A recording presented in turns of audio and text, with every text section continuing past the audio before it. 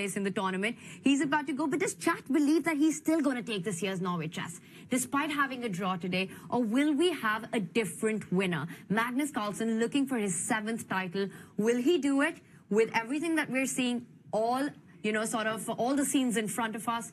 Or do you think it's going to be somebody else? Well, that's a question for later rounds, but for the time being, he has the black pieces. He starts with 7 minutes, but he has draw odds, whereas Wei Yi begins with 10 minutes, and when a draw won't cut the mustard, Wei Yi will have to mix it up. And Wei Yi does not go for the 4 knights Spanish anymore. That was too quick a draw, too easy a draw for Magnus Carlsen, who now has draw odds. Instead, it's the bishop's opening, with bishop coming out to c4 before the knight. There's a trick in the position. Don't take this pawn. It's poisoned. If you take this pawn on e5, you get checked, and it's a double attack. A check to the king. The knight falls on their next move once you block. This is a very typical pattern that appears in lots of openings. Magnus now will defend his central pawn after Wei Yi has just castled. And there we go. He defends. Slow start to this game, but Wei Yi is going to hope that the tension, the fact that all the pieces will remain on the board for a long time, is going to give him winning chances a bit later. And that's more important than going for any kind of a direct attack when you're playing with white, and when you've got those time odds, those extra 3 minutes on the clock that you start with, that you just aim for a long game, not somewhere where simplifications are easy, not those open positions with open diagonals. So as long as you can keep the tension and then eventually strike, whether it's with a move like d4 or just clamp down with moves like a4, he takes it slow. He first brings the rook into... Though, like, I've never seen him take this much time over in an innocuous move. Like, why would you not castle immediately? Okay, he brings his knight round. He's bringing it over to g6. Cost him a bit of time there, Magnus. He's nearly 4 minutes down on the clock in Armageddon. I'm going to say his Armageddon against Wei Yi in the first half of the tournament was the slowest I've ever seen Magnus, the least energetic. Even in a complicated position, even a promising one, he just looked devoid of any energy at all. And he needs to get some measure of revenge against Wei Yi if he wants to win this tournament here. And Wei Yi slows down, slightly surprised by Magnus's knight retreat. I think if you get your knight forward, targeting that f7 pawn, Magnus is ready to strike in the center. Yourself in a position where you're on move 7, the clocks are almost level, and your opponent, who happens to be Magnus Carlsen, has got result odds. Queen b3, attacking f7, immediately stop, and now we've got a flurry of moves coming in, David. Yeah, flurry of moves. The black knight does look a bit clumsy, but it had to blunt this diagonal. The white queen and light squared bishop were staring down at a very vulnerable pawn. It's always the f7 pawn that's highlighted in red there that's vulnerable from move 1 in these e4, e5 openings, but Magnus finally gets castled. Wei Yi, I don't think he should have burned that time there and then. Yes, he's expanded in the center. Maybe he's going to bring his knight round now, but this is just the beginning of the game. He's lost all of his time advantage almost. He's down to 6.5 minutes. He's less than 1 minute ahead.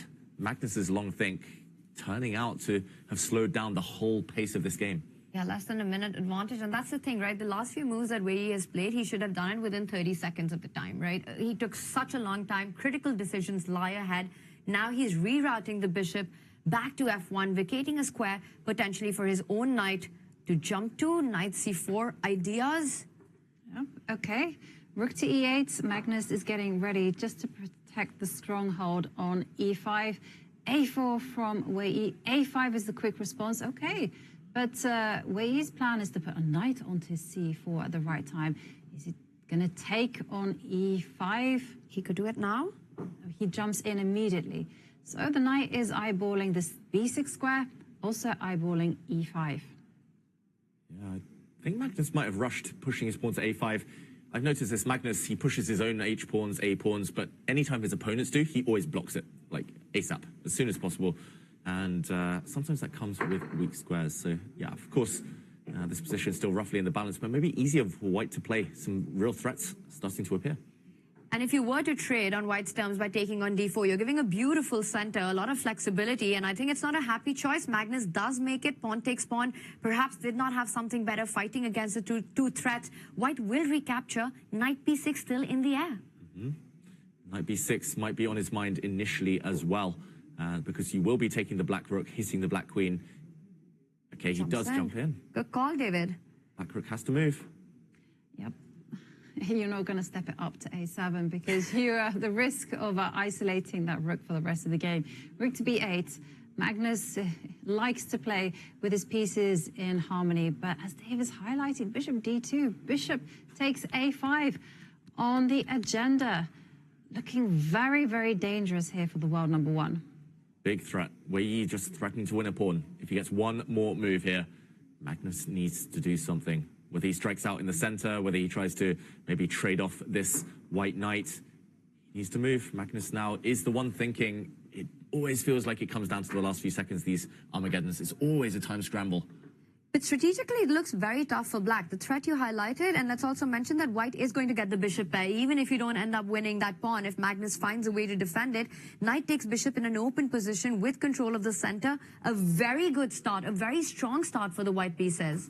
And there you see, Magnus does not like that knight. He chases it away, and it gets promptly swapped off. But Wei Yi has the bishop pair, and he also holds the center. So now Wei Yi just has to consolidate and has to just start playing with that extra time he has.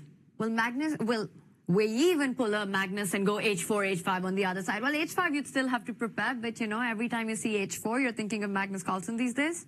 Yeah, why not? I expect him to maybe develop his bishop as well, or I don't know, often you want to improve this piece. I don't know which way you bring your own light squared bishop, which is unchallenged, we should mention, after that exchange there. Wei Yi, though, has slowed down yet again, tanking for almost 1 minute now. Yeah, and this is not the best strategy there from Wei Yi, because he can make these happy moves. Bishop to d2 was a natural move. Just getting ready to either put the bishop on c3 or just connect the rooks. And then you can make those kind of useful moves like h3, bishop d3, put the rooks in the center. Just make these moves quickly. They can't be wrong. And let Magnus start to untangle. Because it's not easy for Magnus to sort of reciprocate those kind of moves, to actually improve the position of his pieces. Look at the way Wei Yi tied down the bishop and the queen to defend a5. Magnus, meanwhile, trying to ease off the pressure. If you're playing for a win, you want to keep the queens on the board. Yeah, especially against Magnus. Take the queens off, you'll probably get ground down in an endgame, or at least Magnus will know how to hold that one at the very minimum. It's unthinkable to trade queens here, but it is difficult to keep the queens on while holding d4. You might need to slide to a square such as this one, or if you're going to move away, you need to understand that the black queen cannot jump in without getting trapped. What do you think? He's keeping it, trading it? I think he has sacrificed the pawn, and yeah, it happens. And Magnus is going to go d5 just to clarify the center. And yeah, this is the thing. Magnus is so good. He knows when to strike out. He knows when to get those central squares for the knight. And now Wei Yi has to find a way to boot that knight away from its powerful square. You don't want to pick up the pawn on b2. That's a mousetrap. The queen perhaps does eventually end up getting trapped there, chased down the board. Rook b1. Even if you don't end it because there's queen c3. b7 is hanging in so many positions. Very terrifying to make the decision of queen takes pawn. Yeah, Magnus instead keeps the status quo. He's going to plant his bishop on a nice square. And yeah, Ivanka here, you're 100% right about this black knight. Either it's just a super strong piece and it's going to control the rest of this middle game, or it might just get trapped. But the problem is the white knight would need to move out the way in order to play the move f3 and win this piece in the center. I really like what Magnus has been doing, and he's been doing it quick. Look at the time, it's almost level now. Wei Yi moves his rook. Magnus also shuffles his rook. Is Magnus getting ready to break out now, maybe with c5? Against the bishop pair, accelerating the play, while Wei Yi isn't quite ready yet.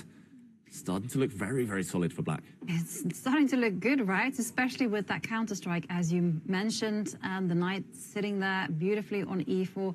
For Wei Yi, he doesn't have time to go knight to e1, f3, trap the knight, because first up, the knight isn't even trapped, and secondly, c5 is coming. So Wei Yi, does he go knight to d2? Does he try to generate play in other ways? What's he doing?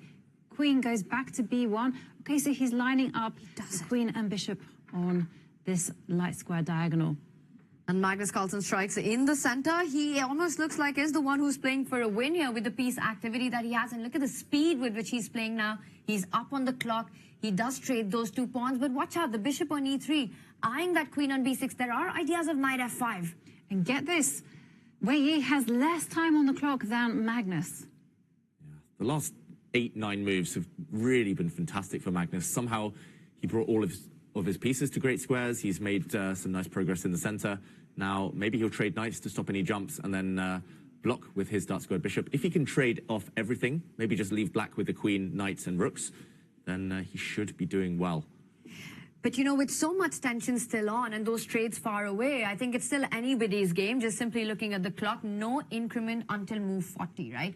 And only then you get 1 second, which we've seen time and time again at Norway Chess, is barely enough to even get a move in. Magnus considering, does he trade or does he put his bishop? And look at that. He was frustrated that he's taking so long to make a move. Yeah, he doesn't feel like he's in the flow, Magnus Carlsen. Knight trade, bishop trade, imminent, and still some work to be done. Expecting Wei Yi to come out. Ooh, blue arrow marks that the white queen now should come back where it came from earlier to allow this trade. And he's going to make his move. There we go. He finds it, but do remember that Wei Yi is in a must-win situation here. He has to win if he wants to walk away with 1.5 points. And there you can see he's got a slight advantage in the clock, and now it's ticked down. And the position is so active for Magnus. It's going to be very, very difficult to win this one. You know, but the reaction that we had with Magnus on the camera, it almost looked like he's also fighting himself. Like he had to will himself to make a decision, make a move at that moment. Queen e3 on the board. Magnus does have the option to trade everything on the d4 square, simplify the position, get closer to that draw, which is why Wei Yi doesn't recapture with the queen. Watch out. Big threat on the board of rook takes knight. Rook takes knight is the threat. So Magnus has to move the queen. He has to defend, and he moves the knight. Don't take it. The rook is hanging in the center. The white queen overloaded, needs to keep the rook protected. But not just that, the black knight is coming back to a really nice square. That e6 square is a fantastic blockading square and will boot the white rook out of the center. Can't you take the pawn on d5? Rook takes pawn, queen takes queen, rook takes rook, comes in with a check, but it perhaps would anyway lead to a drawing endgame. Yeah, tactics. I'll just put this on the board while Wei Yi thinks rook takes pawn, attacks the black queen. If there's a queen trade, rook takes rook comes with a check. Great spot by Tanya here. White is a pawn up, but these doubled pawns at the end of the variation might just start falling off. So big decision. Do you go into this endgame against the endgame maestro Magnus Carlsen, or do you keep rooks on the board? Do you bring a rook across and try to keep the tension? You keep the tension. You need to keep the tension. That endgame is a draw, and a draw is not good enough in the Armageddon. He does do so. He does come back with the queen, doubling down on the d5 pawn. Yeah, and he's adding pressure to that pawn. So big threat, rook takes pawn. So Magnus will have to deal with that one first. But how does he defend that pawn? And he... Oh! Magnus has blundered. He's blundered his piece. What? And look at him. He reacts. He can't believe it. The rook was hanging on d8. You could not pick up the rook on d4. And Magnus cannot believe what he's just done. He just laughed because he couldn't quite believe. He blundered like this. Oh, and Wei Yi gives up his queen. It's currently a queen for black versus 2 rooks and a bishop. We'll break that down again a bit later in slow motion, but he simply moved his rook away from the defense of his other rook and now faces a lost endgame. This is surely a win for white now. All of white's pieces will combine. He's just outnumbered, Magnus. 3 pieces versus 1, a queen not enough. He's going to try and give some spite checks, but yeah, it's all about the clock now. His only chance, Magnus Carlsen. It's 13 points to 9 if you do the maths here. Wei Yi in driver's seat, but can he get it done with just 30 seconds on the clock? Magnus coming in with the queens. Wei Yi's king will have to go up the board. Wei Yi looks up to see where is the move count. 40 move, you get an extra second. Yeah, and now he sets about trying to find himself a hiding place for the white king. That's what Wei Yi has to do, because Magnus's only hope is to keep on giving checks with the queen. And, well, g5, trying to cause chaos. King can hide on that h2 square. It can also be defended by its own pieces. Wei Yi, he wants to double down on the f7 tender spot. Will he simply slide back? He does it. Some more checks. But f7, you're about to lose that pawn.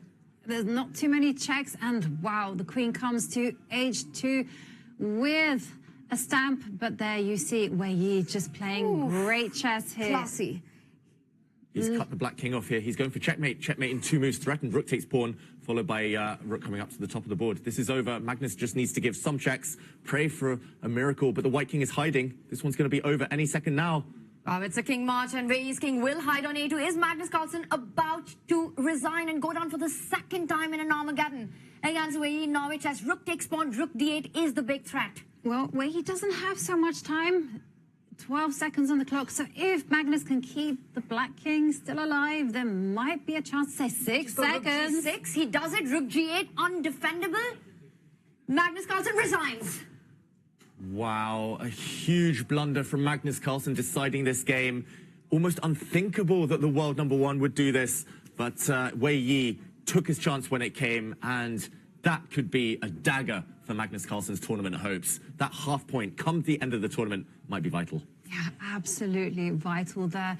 And Magnus couldn't quite believe it. You know, he started laughing.